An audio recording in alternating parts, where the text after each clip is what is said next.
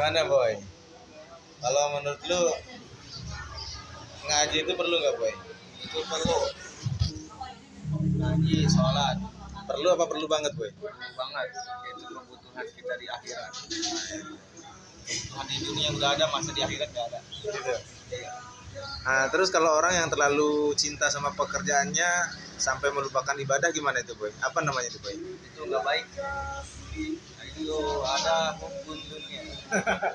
Bukan hubbud dunia. Hukum Dunia. dunia. Cinta kepada dunia. Dunia. Tidak kepada akhiratnya dia. Jadi kalau orang yang terlalu cinta dunia itu ada hadisnya tuh boy. Itu kalau nggak salah hadis qudsi. Jadi ya hadis qudsi itu hadis yang sangat kuat. Jadi seperti firman dia. Kata Allah itu, wahai dunia,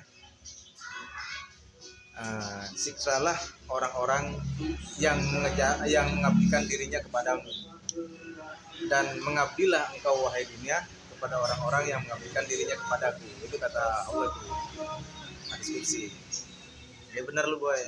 Kalau orang terlalu cinta dunia mah itu udah pasti disiksa. Pasti. Itu. Ya kan? Karena kita diciptakan dari sang pencipta Allah Subhanahu wa Ta'ala. Masa kita harus melupakannya?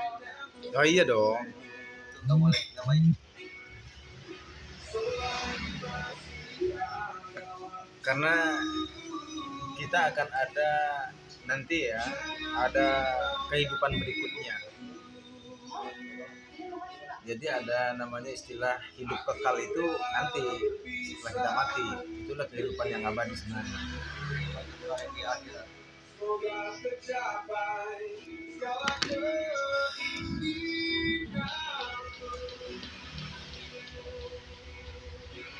Jadi kita berusaha mengedukasi namanya nih. Barangkali ada yang terketuk hatinya melalui obrolan-obrolan kita. Kerja mah wajib. Kata Rasul itu, bekerjalah engkau seolah-olah engkau akan hidup selama-lamanya. Tapi di sisi lain Rasul juga menganjurkan, memerintahkan kepada kita, dan beribadahlah engkau seolah-olah engkau akan mati besok. Jadi urusan agama, urusan kerja nih harus tetap semangat. Begitu juga sebaliknya, kerja juga harus semangat. Jadi istilahnya kan seolah-olah engkau akan hidup selama-lamanya. Bagaimana layaknya orang akan hidup selama-lamanya. Jadi nimbun harta boleh, tapi ibadah jangan sampai Tertimbun. gitu. Karena itu yang ada di surat Iftitah. Nah itu. Inna sholati wa nusuki wa mahyaya wa mamati. Iya, sesungguhnya hidupku dan matiku Lillahi ta'ala. Karena Allah. cakep lu boy. Kopi.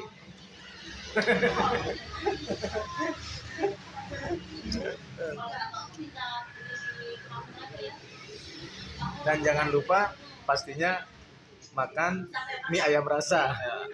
Ya, ayam rasa. Rasanya nggak pernah bohong. Nah, gimana ini? Instruksi Bang, Iya, gimana itu?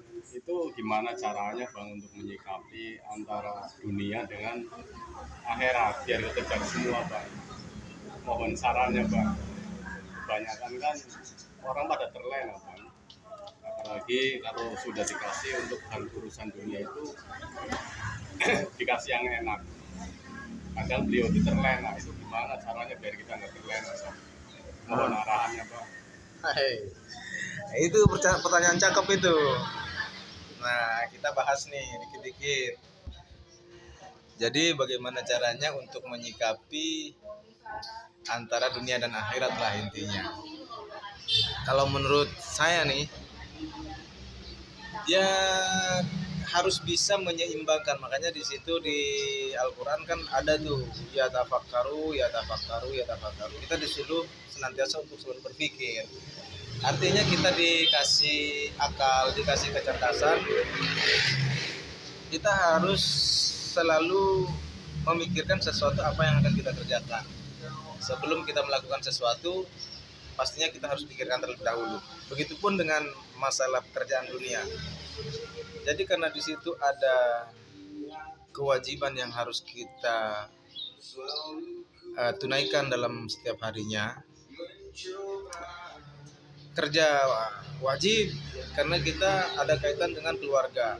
Agama pun wajib karena hubungannya dengan Tuhan. Jadi vertikal dan horizontal harus seimbang. Kerja wajib, ibadah pun wajib. Nah, kita tinggal atur waktunya. Jadi bagaimana caranya kita mengatur waktu biar bisa bekerja tetap bekerja dan ibadah tetap beribadah. Misalnya dalam urusan pekerjaan, apa yang wajib kita lakukan? Kita kerjakan sebagaimana mestinya. Dan jangan lupa, ada waktu-waktu tertentu yang diminta Allah untuk menghadap kepadanya. Gitu. Dalam sehari semalam, Allah cuma hanya minta 5 waktu.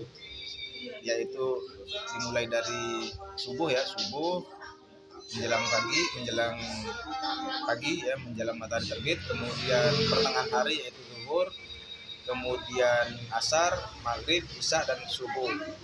Dikit banget loh Allah minta waktu kita sebenarnya. Cuman terkadang kita lalai. Kenapa itu? Nah, makanya kita dianjurkan untuk selalu mengucapkan kalimat A'udzubillahi minasyaitonir rajim. Kita harus berlindung kepada Allah dari godaan setan. Semuanya itu yang akan membuat kita lalai itu pastinya semuanya dari syaitan.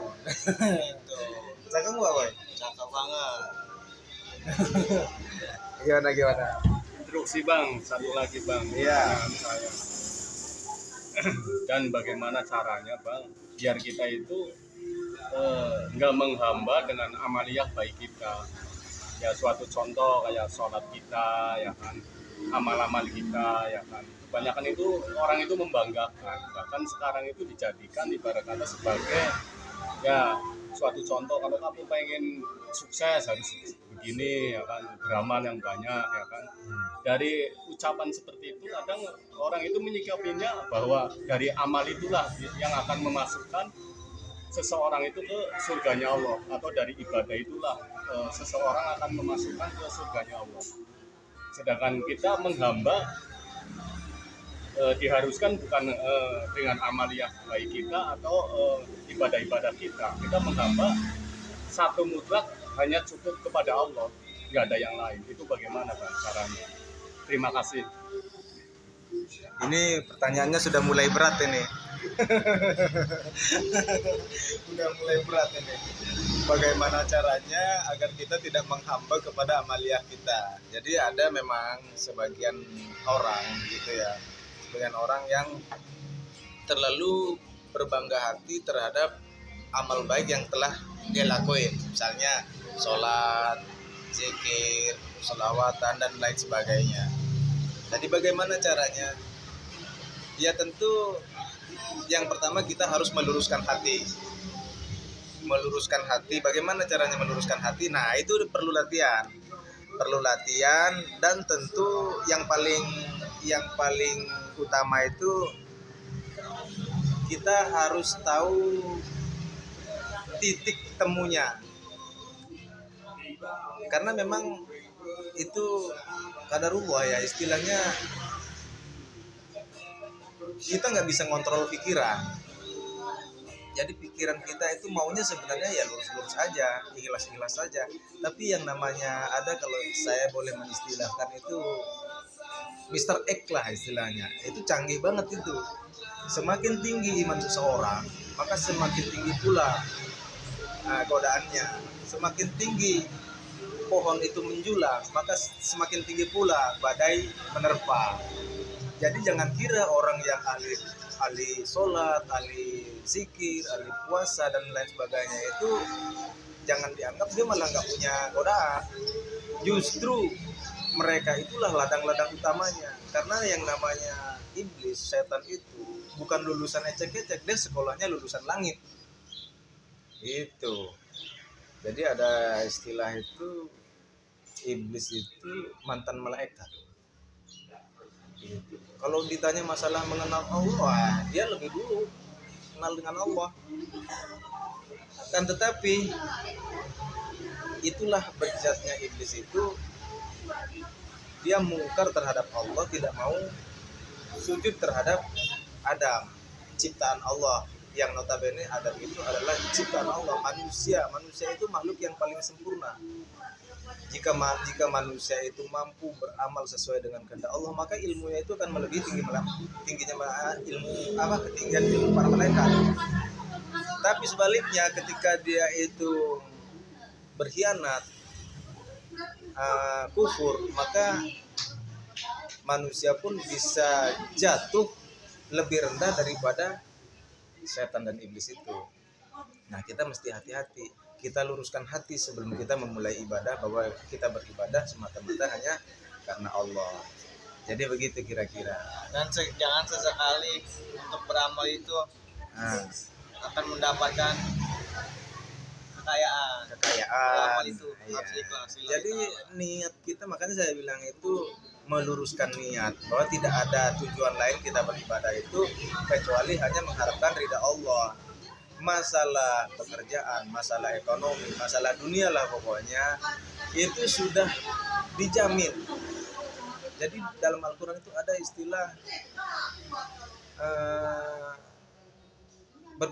berkecukupan. Jadi kita itu dijamin kecukupan kita. Nah, kecukupan itu bagaimana? Ya, kita itu akan dinilai dari rasa syukur yang kita miliki. Orang miskin itu yang seperti apa sih? Sebenarnya orang miskin itu orang yang nggak pandai bersyukur. Tapi kalau orang yang pandai bersyukur, maka tidak ada kata istilah miskin bagi setiap manusia itu. Semuanya cukup, dan memang janji Allah itu sudah dicukupkan semuanya. Apalagi kalau kita sudah laksanakan semua perintahnya, anjurannya, udah suatu keniscayaan semua janji Allah itu akan terpenuhi. Gitu. Jadi intinya yang perlu diluruskan dulu masalah hati, Bang. Iya dong. Berarti yang perlu diluruskan dulu masalah hati, dibersihkan dulu masalah hati, Bang. Intinya poinnya itu ya, Bang. Iya dong. Poinnya itu urusan hati, Bang. Iya, karena Allah itu tidak akan melihat penampilan kita, tidak akan melihat sorban kita, tidak akan melihat peci kita, songkok atau imamah atau jubah putih kita. Bukan itu yang dinilai. Allah itu menilai hati kita yang bersih. Itu. Jadi amal-amal kita itu bukan dari keseharian. Sebenarnya bukan dari keseharian kita. Yang dinilai itu hati kita. Kalau hati kita bersih, hati kita niscaya akan bercahaya, dan itu tembus ke Allah, itu tembus itu. Jadi nggak usah khawatir dengan karena lantaran kita nggak punya jubah, nggak punya pakaian bagus, kemungkinan itu akan menjadi keengganan kita untuk melaksanakan ibadah, pergi ke masjid gitu. Atau dengan kemiskinan kita, atau sebaliknya dengan harta kita yang berlimpah. Bukan itu yang menjadi penilaian. Hati kita yang bersih intinya. Gitu, Bang. Bagaimana, Bang? Itu gimana caranya ya kan? Apakah ada cara atau metode untuk pembersih hati? Ini pertanyaan saya khususnya yang kedua, ya ini mewakili Bang Boy ini. Biar yang masih muda ya. Biar semangat ya kan dalam beribadah, dalam bekerja ya kan, tapi semuanya nggak ada yang ketinggalan, biar sejajar ya gitu. Nah itu poinnya gimana, Bang, cara untuk pembersih hati itu apa, Bang, ya gitu. Terima kasih. Iya, ini kan yang ditanyakan bagaimana cara membersihkan hati. Ya, jadi jawabannya, kalau kita ingin membersihkan lantai bagaimana caranya? Tentu ada alatnya, kan begitu ya. Jadi kalau ingin membersihkan lantai ya paling tidak ada alat pel, kemudian ada air, ada apa lagi biar lebih kinclong lagi, ada sabun, ya kan? Nah begitupun dengan hati. Cara membersihkan hati itu kan kaitannya dengan rohani. Iya nggak boy? Iya, kaitannya hati itu dengan rohani. Jadi hati itu nggak kelihatan mana hati. Secara fisik oke, kelihatan yang ya segumpal darah lah hati itu. Tapi yang namanya, kenapa orang selalu mengatakan hatimu kotor, hatimu bersih, hatimu baik, hatimu jahat? Kenapa? Itu yang mana yang dimaksud? Kalau yang di atas ini yang dia ada di kepala ini kan otak. Yang di dalam otak itu namanya pikiran. Yang di sini nih hati. Yang di dalam hati apa yang ada? Rasa. Nah, cara membersihkan hati itu ya tentu kita harus memiliki alat. Nah, siapa yang punya alat itu? Kita harus berguru kepada yang punya alat itu. Jadi seperti saya bilang tadi itu, hati itu adalah bagian daripada rohani, maka kita harus punya guru rohani yang mampu membersihkan hati kita. Jadi ketika kita sholat, tidak kita pungkiri, ketika kita sholat mengucapkan, gampang saja mengucapkan kalimat Allahu Akbar, tapi jangan munafik. Yang terlintas di benak kita itu pasti apa-apa yang kita apa-apa yang kita kerjakan sebelum sholat itu. Kalau misalnya kita habis kerja ya pekerjaan itu yang nampak. Kalau kita habis dagang ya dagangan itu yang akan nampak. Dan lain sebagainya. Nah kalau kita berguru, punya guru rohani, maka kita akan memiliki tempat lah atau titik balik gitu. Jadi minimal itu. Jadi jawabannya adalah harus punya alat, harus punya guru rohani. Gitu. Oke boy. Oke. Sementara itu dulu obrolan kita. Kita lanjutkan bincang-bincang. Nah ini selanjutnya. Jangan lupa dong bang, sekalian promo. Ini kan obrolan kita di mie ayam rasa Pondok Pucung ya kan. Semoga jadi berkahnya. Semoga rekan-rekan semua, teman-teman bisa merapat ke sini ya kan. Untuk sekalian ngerasain ya baik mie ayam rasa. Rasakan beda. Oke, pastinya.